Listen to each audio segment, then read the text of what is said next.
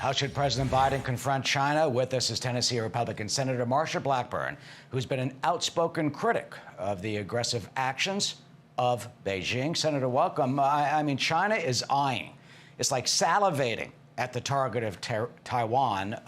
What do you see happening, and what can we do about it?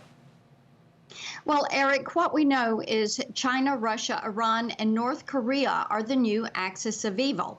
We know that China is very aggressive. They are testing the Biden administration.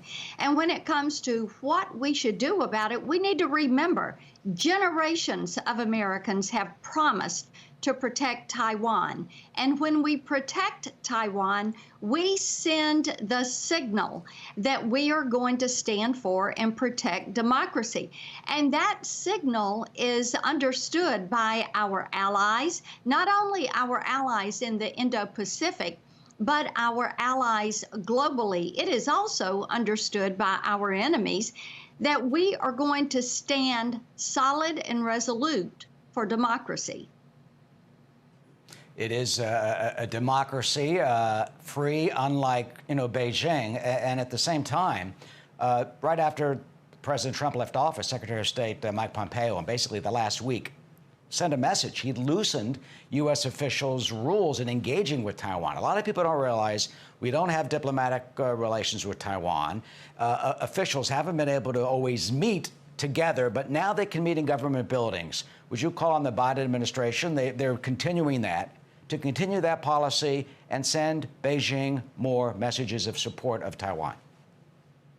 The Biden administration should send more messages of support for Taiwan and for our allies who are going to stand with us against China in their aggression. Look, when you look at what is happening with China, how they are pushing into the South China Sea, if they move in and they were to take Taiwan, if they take away the freedoms from Hong Kong, if you look at what they are doing to the Tibetans, that they are doing to the Uyghurs, if you look at how they are trying to practice debt diplomacy all around the globe, what are they trying to do?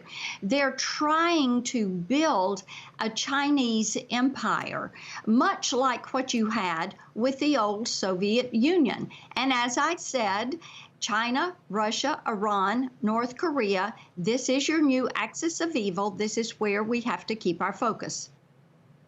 Do you fear, you just mentioned the Soviet Union, that we are entering a new Cold War and that their power, their growth, their ability to expand economically and militarily around the globe now outstrips Russia and rivals what we faced during the Cold War during the Soviet Union, and that it may be even a greater threat than the Soviet Union was when we were growing up? You know, Eric, you have to remember that China looks at this as a 100-year marathon, and they look at the 21st century as the Chinese century, and they are going after things economically and with civil military fusion and with great power competition, with their debt diplomacy, with their Belt and Road Initiative.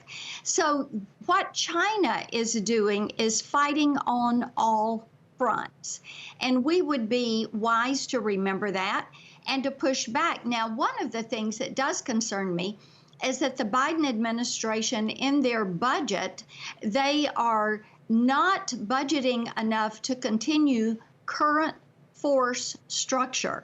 But what are they doing? They're saying, well, $2 trillion in a domestic infrastructure bill, that's a way for us to fight against Beijing. And that is just not correct.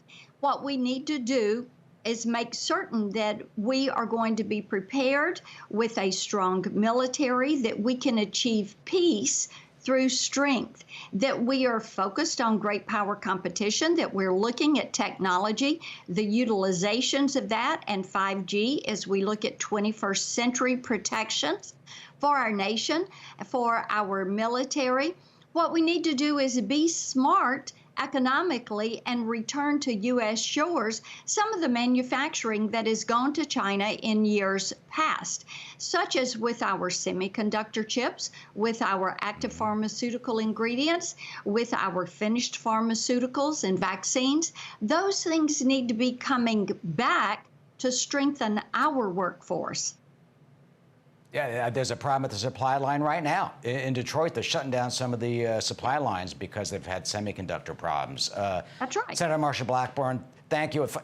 Quickly, China, the greatest threat. Thank you. Oh, I guess that could be a yes. All right, Senator, we're out of time. I apologize. Thank you so much.